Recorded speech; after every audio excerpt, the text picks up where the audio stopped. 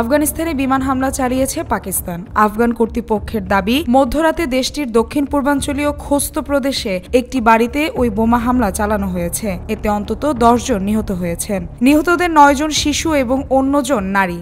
এছাড়া পৃথক হামলায় আহত হয়েছেন আরও বেশ কয়েকজন। আফগানিস্তানের ক্ষমতাসীন তালেবান সরকারের বরাত দিয়ে মঙ্গলবার এই তথ্য জানিয়েছে সংবাদ মাধ্যম আল জাজিরা।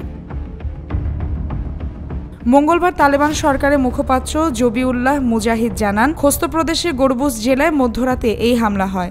এক্সে করা এক পোস্টে তিনি দাবি করেন, পাকিস্তানের আগ্রাসী বাহিনী স্থানীয় বাসিন্দা ওয়ালিয়াত খানের বাড়িতে বোমা মেরে ধ্বংস করে দিয়েছে। তিনি আরও দাবি করেন, হামলায় 9 শিশু ও 1 নারী নিহত হয়েছেন।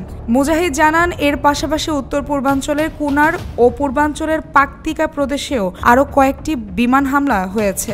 সেখানে অন্তত 4 জন বেসামরিক নাগরিক আহত হয়েছেন।